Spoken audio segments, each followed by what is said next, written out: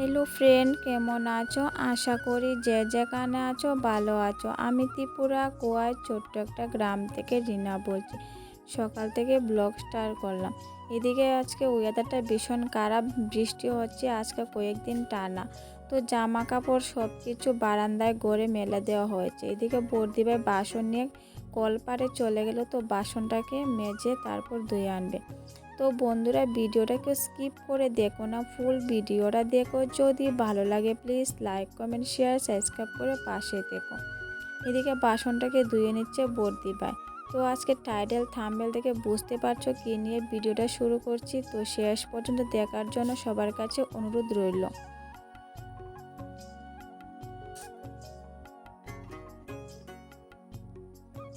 তো বন্ধুরা, কে কোন জায়গা থেকে আমার ভিডিওটা দেখছো প্লিজ কমেন্টে বলো। গুড মর্নিং মাসিমণিরা, পিসিমণিরা, তোমরা কেমন আছো? দিদনেরা ভালো আছো? আমি ঘুমি থেকে উঠে গেছি অনেক আগে। এখন আমি মাসিমণি কুলে আছি। আমি দেখো কান্না করেছি না সোনা পাপ্পা।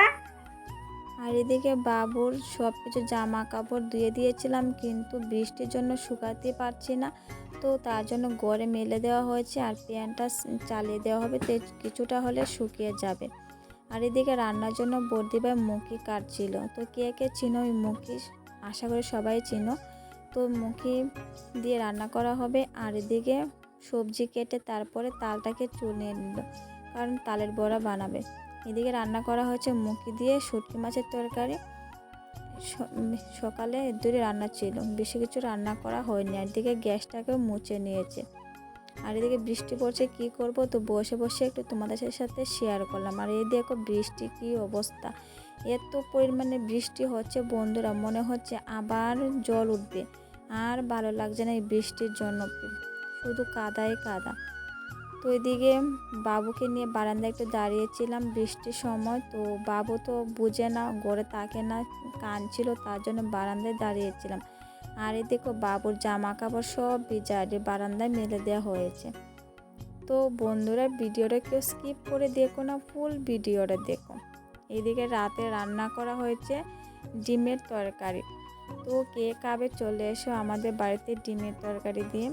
তো ডিম তরকারি রান্না করা হয়েছে আর সঙ্গে ছিল ডালের বড়া। তো ডালের বড়া দিয়ে শুকনো লঙ্কা দিয়ে আমার ভীষণ ভালো লাগে। তো এটাই রাতের খাওয়া ছিল।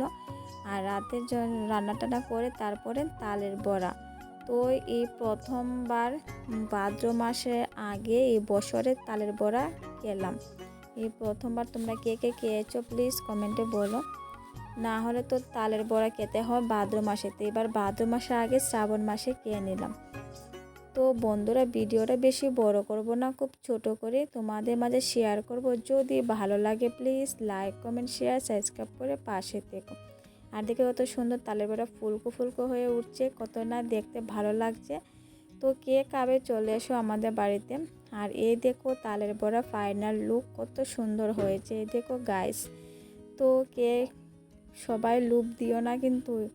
তো কত না দেখে সুন্দর লাগছে, তোমাদের সাথে শেয়ার করুন। তো ভিডিওটা আজকের মতন এখানে শেষ করছি, আগামীকাল নতুন ব্লগে ফিরে আসছি।